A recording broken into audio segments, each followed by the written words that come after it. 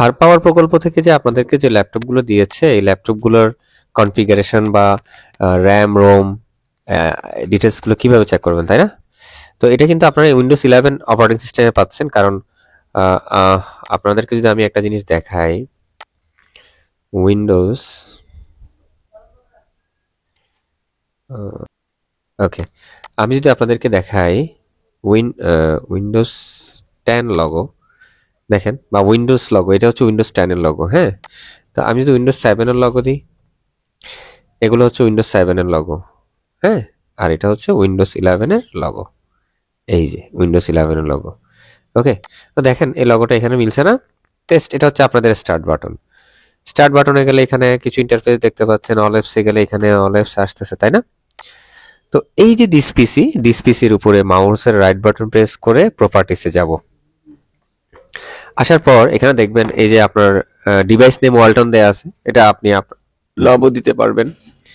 এখানে হচ্ছে যে এই যে 11th জেনারেশন ইন্টেল আর কোর i5 দেখা আছে। এখন এটা 11 জেনারেশন তো এখানে লিখে দিছে, এক্স্যাক্টলি এটা 11 জেনারেশন কিনা এটা কিভাবে বুঝবেন?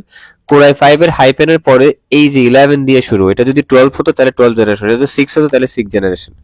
ওকে, ইনস্টলড র্যাম 8 GB। ওকে, সব ডিটেলস এখানে দেখতে পাবেন।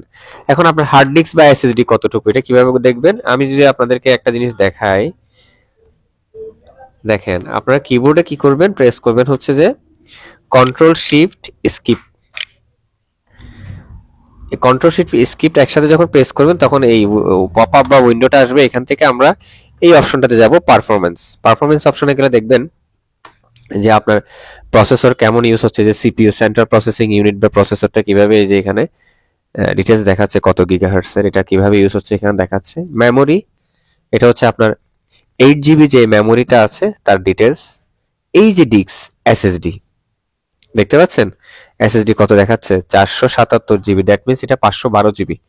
512 GB কেন? এটা ডাব্লিউডি, এই ডাব্লিউ সিরিয়ালে দেয়া, এটা ডাব্লিউডি এর একটা হার্ড ডিস্ক 512।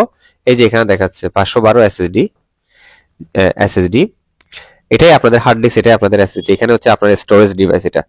তো এখানে 477 দেখাবে কারণ এটা ফুল শো হয় না, এখানে কিছু সিস্টেম ফাইলের জন্য তারা রাখে।